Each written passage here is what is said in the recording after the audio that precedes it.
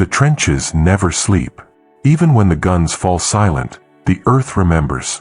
It holds on to things, the weight of boots, the echo of voices, the imprint of bodies pressed into mud.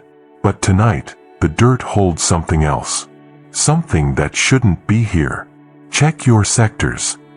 The order comes down the line, whispered from soldier to soldier. They're professionals, these men.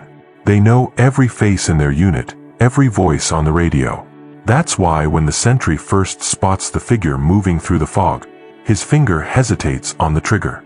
The silhouette is familiar. The same bulky armor, the same rifle slung across its back. But no one was ordered to advance. No one was sent out. The radio crackles to life. All elements sound off. One by one, voices respond. When the roll call finishes, every soldier is accounted for. Every soldier still inside the trench. The sentry stares at the figure, now standing motionless in no man's land. It hasn't moved for 3 minutes. Not even to breathe. Then the screaming starts. Not from the field, from inside the trench itself. 2 soldiers scramble back from the forward position, their rifles trained on empty darkness. It was right there, one gasps. Wearing Ivan's face. But Ivan died last week. They all watched the medevac helicopter take his body away. Morning brings no answers. The patrol finds the first missing man's rifle leaning against the trench wall, fully loaded, safety off.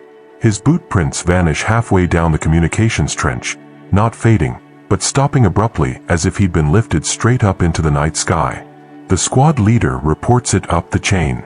Command blames stress, fatigue, the fog of war. They're still filing the paperwork when the second disappearance happens. This time there's a witness.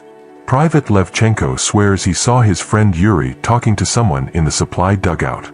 I called his name, Levchenko says, his hands shaking around a cigarette he can't light. Yuri turned around, but the thing behind him, it turned slower. Like it had to remember how. What happens next makes even the hardened veterans flinch. The security footage, later classified, later denied, shows Yuri stepping backward into the shadows. Something reaches out from the darkness. The image distorts, pixels scrambling as if the camera itself is trying to look away. When the static clears, the trench is empty. Only Yuri's dog tags remain, lying in the center of the floor. They're warm to the touch. By dawn, 3 more soldiers report seeing the figure. It's always at the edge of vision, always just where the light doesn't reach. It wears different faces now, sometimes a living comrade's, sometimes the features of men buried weeks ago. The chaplain refuses to enter the trench, crossing himself repeatedly as he backs away. The medic starts checking pupils, convinced they're suffering from some new nerve agent. The lieutenant makes the decision at 6 a.m. We're pulling back to secondary positions. No one objects. As they retreat through the communications trench, the last man swears he hears footsteps following. When he turns, he sees nothing. But the mud tells a different story. Fresh boot prints appearing one by one, falling into step behind the squad. The prints are perfect in every detail, right down to the distinctive tread pattern of boots issued to their unit. And to no one else. This thermal footage was never meant to be seen. The voice sounds hollow through the gas mask filter. The screen flickers to life, showing grainy infrared images of a nighttime patrol. 5 heat signatures move through the trench, until the camera pans left. A 6th figure stands motionless by the collapsed bunker. Its outline is perfect, every detail crisp in the green glow. But where the soldiers burn bright orange with body heat, this one shows only the ambient blue of cool earth. The operator zooms in. The figure's face resolves into Private Marco's features, except the eyes. In thermal, human eyes show as dark spots. These glow brighter than the surrounding cold. Biologically impossible. The forensic analyst's face swims behind digital distortion. No living thing matches this signature. Unless... A pause heavy with implication. Unless it wasn't alive to begin with. The footage jumps forward 37 seconds. Now the cold figure has moved 15 meters without crossing the intervening space. Its mouth moves, but the audio picks up only the patrol's breathing. When the lieutenant turns toward it, his thermal signature spikes, a fear response so violent his body temperature jumps 2 degrees. Private Danilchenko's sworn statement describes what happened next. It reached for Vassil's shoulder. Where its fingers touched, Vassil's heat signature disappeared. Like something was sucking the warmth right out of him. The medical report, heavily redacted, lists localized hypothermia on Vassil's left trapezius muscle, in the exact shape of a human hand. 3 nights later, the whispers began. The audio recordings reveal voices speaking through radio static, voices identified as 2 soldiers killed the previous week. They beg for help in perfect mimicry, right down to Private Zaharodny's stutter. The most chilling moment comes at 2:17, when a voice using Lieutenant Kovalenko's tone gives an order to abandon posts. The real Kovalenko was unconscious in a field hospital at the time. The final clip shows the thermal camera panning across an empty trench. Suddenly, 6 cold spots resolve into human shapes standing shoulder to shoulder. As the camera shakes, the figures turn in unison. Their eyes ignite like magnesium flares before the feed cuts to snow. Then the whispers started, in the dead men's voices. The missing men began talking, from inside the trench walls. The radio operator's hands won't stop shaking as he replays the recording. At 3:47, when the watch changes, the earth itself seems to exhale. First comes Private Dimitro's voice, clear as day, begging to be let in. Then Sergeant Vassili's distinctive cough, though he'd been evacuated with lung damage 2 days prior. The most disturbing comes last, a chorus of whispers synchronizing into a single phrase, "Join us," repeated 17 times in perfect unison. Corporal Antonov swears he felt the vibrations through his boots. Not just sound. The walls pulsed, like something was knocking from the other side. Engineers found the packed earth undisturbed, yet when they pressed recording devices against the trench walls, the devices captured breathing. Slow, rhythmic, and definitely human. It wore Petr's face, but his corpse was miles away. Soldier I-147's testimony is punctuated by long silences. He describes seeing his dead friend standing at the trench junction, uniform pristine despite the mortar blast that had torn him apart. His lips moved, but the voice came from behind me. From the dirt. The apparition's mouth kept forming words the living couldn't hear, while the actual whispers emanated from fire-step shadows. The psychiatrist's report notes an alarming detail. 6 soldiers independently described hearing the voices in their dominant hand.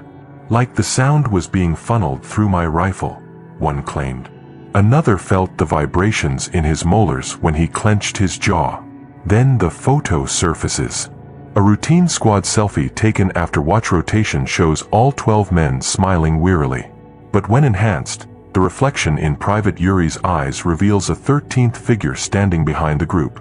Its face is a blurred smudge except for the mouth, stretched too wide, filled with shadows even in daylight. The timestamp proves it was taken exactly when 3 soldiers reported smelling decomposition near the latrine. Most chilling is the figure's left hand, resting on Yuri's shoulder. The fingers are too long. And Yuri. He doesn't remember anyone touching him that day. This photo was taken after they died. The intelligence officer's gloved finger taps the tablet screen, enlarging a grainy image. 12 Ukrainian soldiers stand shoulder to shoulder in a ruined trench, their faces smeared with dirt and exhaustion. The date stamp reads October 17th, 3:14. Problem is, 2 men in that photo, Privates Dimitro and Vassil, were confirmed Kia on October 15th. Their dog tags had already been sent home. The digital forensics team worked all night verifying the metadata. No tampering. No edits. Just this impossible photograph sitting in the squad's shared cloud storage, uploaded from Corporal Ivanov's phone. The same phone recovered from his corpse 3 hours after this picture was supposedly taken. Zoom in on the back row. Between Privates Marko and Yuri, the image blurs strangely. Enhance further and the pixels rearrange into something that makes the tech specialist quit on the spot. A face emerges, if you can call it that. The mouth stretches far beyond human proportions, filled with what first appear to be teeth before you realize they're too uniform, too sharp, like a comb made of bone. The eyes are worse, not just black, but somehow inverted, as if absorbing light rather than reflecting it.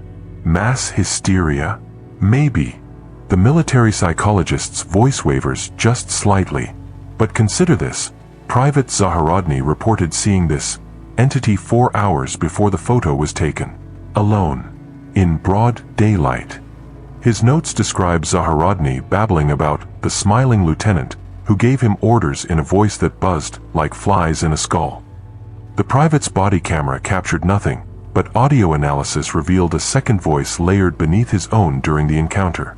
The surviving squad members all remember taking that photo. Every single one.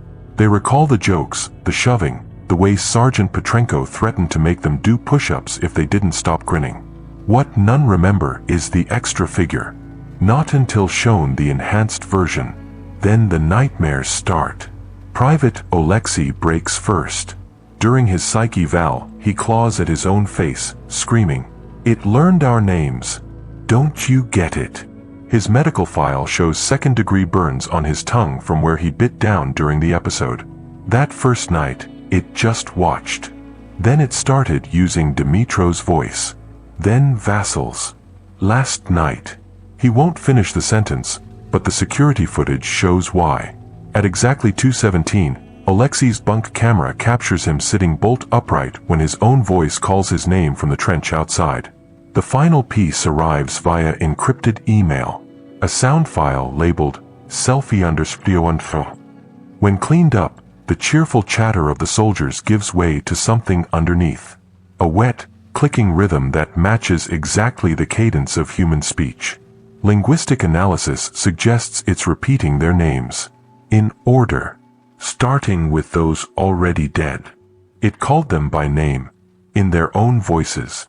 The recording crackles to life, revealing a voice that shouldn't exist. Private Dimitro's familiar baritone, complete with his distinctive Lviv accent, whispers through the radio static, "Yuri, help me." Except Dimitro had been dead for 72 hours when this transmission was logged. The incident reports tell the same story across multiple units. Soldiers describe hearing their own voices calling to them from empty trenches, bunkers they just cleared, even from their rifles. Private Zaharodny's testimony stands out. It wasn't just mimicking. It knew things. Little things. The way I used to hum when cleaning my weapon. My mother's lullaby. It used them all. The reenactment shows Corporal Ivanov jolting awake at 3:17, his face drenched in sweat. The audio recording captures what he heard, his best friend Marco's voice, pleading from outside the bunker. "I'm hurt. It's so cold." The terror in Ivanov's breathing spikes as he reaches for the door latch. Only the sergeant's intervention stopped him. Later, they'd find Ivanov's fingerprints dug into the wooden door frame, splinters embedded deep in his fingertips. Psychological evaluations reveal a disturbing pattern. Every soldier who heard their own voice reported a sudden, overwhelming urge to comply. Not like an order, one describes. Like remembering something you'd forgotten. An instinct deeper than fear. The base psychiatrist's notes include a chilling observation. Subject's pupils dilated when recalling the voice, as if physically responding to a loved one. Then came the first unauthorized movement. At 22:43 on November 3rd, an entire fire team abandoned their posts simultaneously, citing orders from Lieutenant Kovalenko. Security cameras show them walking single file into no man's land, their movements synchronized. The lieutenant was unconscious in a field hospital at the time. They found the soldiers 3 hours later, standing in a perfect circle, their weapons neatly stacked in the center. All four were repeating the same phrase, "We're ready now." The final audio clip makes even hardened veterans pale. It's the voice of Major Petrenko, confirmed alive and well at headquarters, giving a flawless retreat order. Every protocol, every code word. The entire platoon mobilized before someone noticed the timestamp. The recording was made 14 minutes after the major's radio had been destroyed by mortar fire. Then it started giving orders, and the squad obeyed. For 72 hours, they followed its orders, thinking it was their lieutenant. The tactical logs show perfect compliance. Movement orders, patrol rotations, even a full equipment check, all executed without question. Because the voice on the radio sounded exactly like Lieutenant Kovalenko, right down to his habitual throat clearing before important announcements. The deception was flawless. It knew the daily challenge codes, used the lieutenant's signature phrases. When Sergeant Petrenko asked about his daughter's birthday, their private verification method, it responded correctly, still 6 months away. May 12th. Except Kovalenko would never have answered. He'd been captured on camera 3 hours earlier, unconscious in a medical tent after a shell concussion. The breakdown reveals terrifying precision. The entity issued 47 separate orders during its command. Each followed proper protocol, but with subtle errors only visible in hindsight. It never asked for status reports, never used visual signals, and it always transmitted during the watch changes, when radio discipline was most lax. Most chilling was its tactical knowledge. It ordered the removal of claymores from Sector 7 exactly 18 minutes before enemy forces probed that weak point. Private Yuri's testimony reveals the first crack. I saw him by the latrine. His uniform was wrong. The insignia were mirror reversed.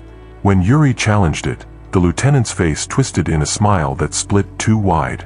It said, "That's classified, soldier," in the lieutenant's voice, but the words buzzed like insects in my skull.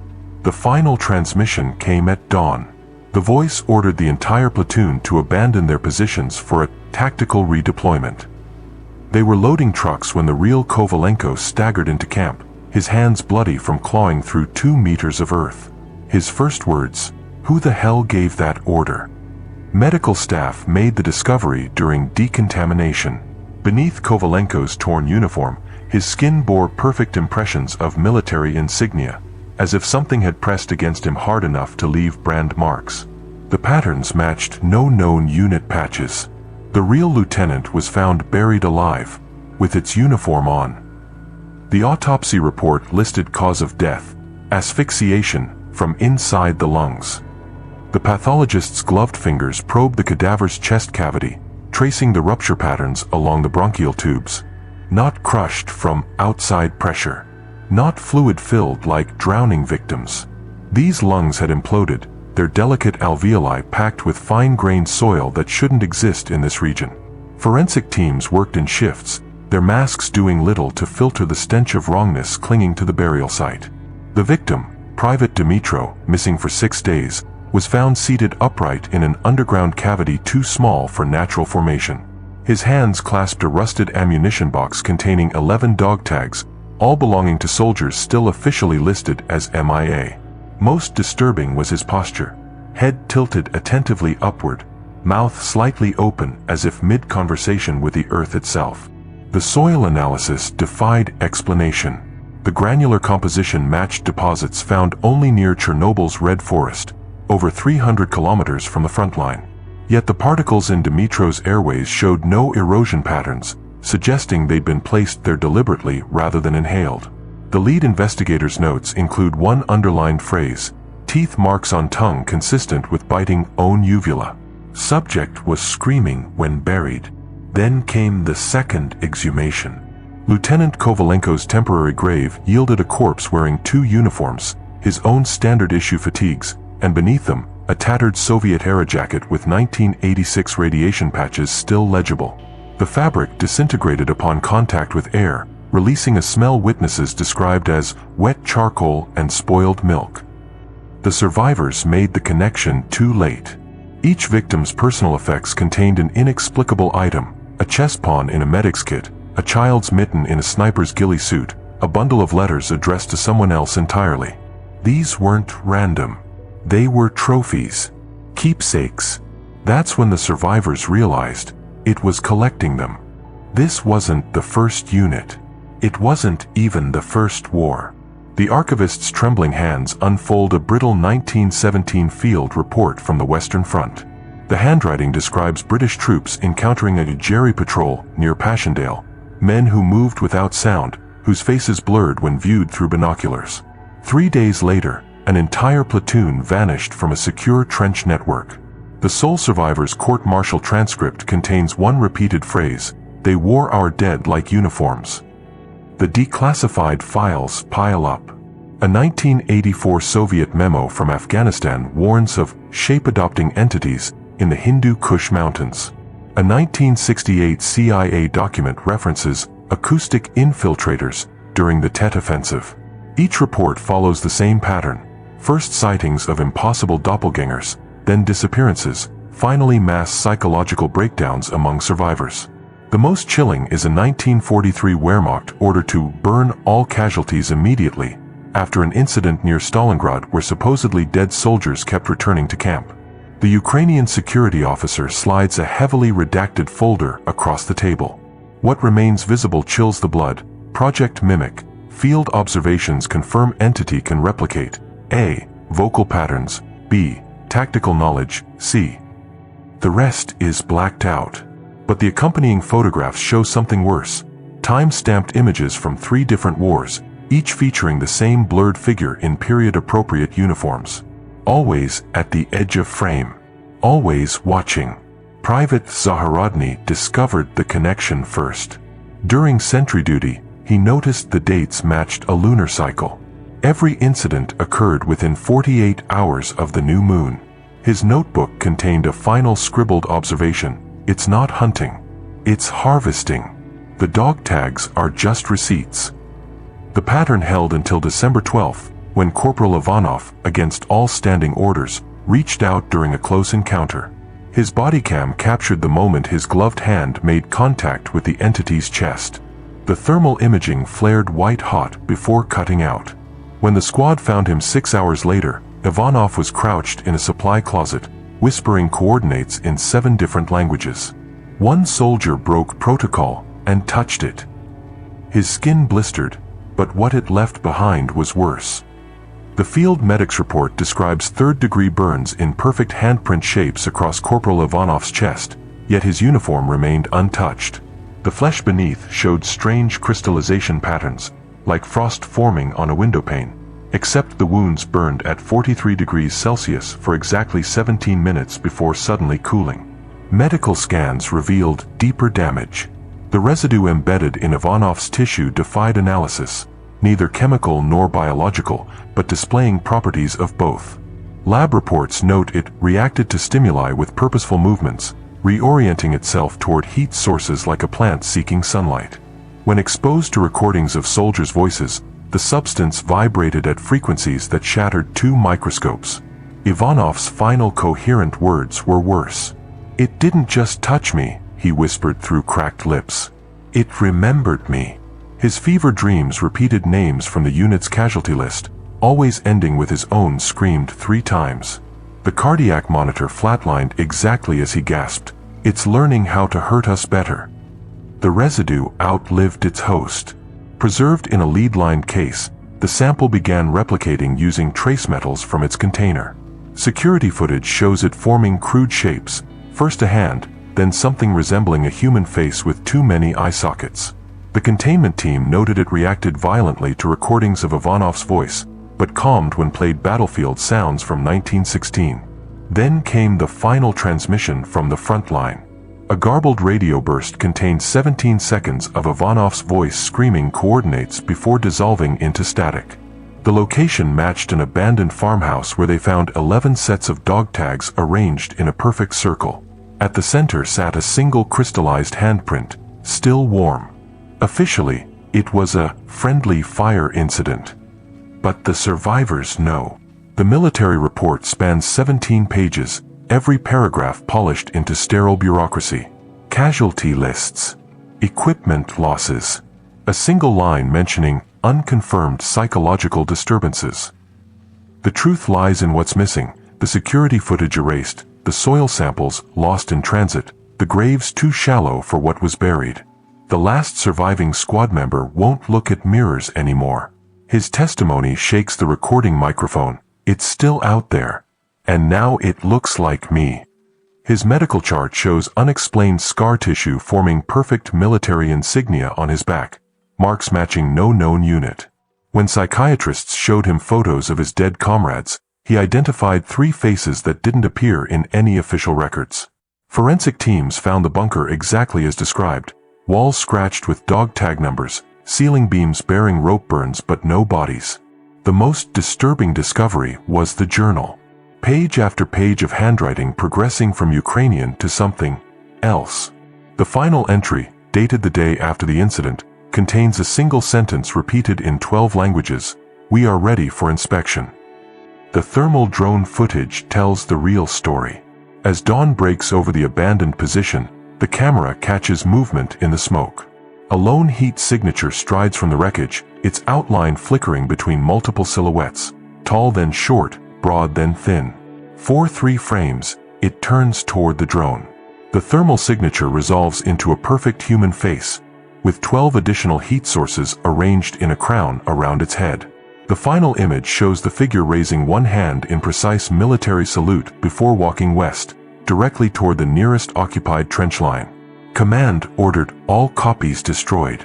But like everything else in this war, some truths refuse to stay buried.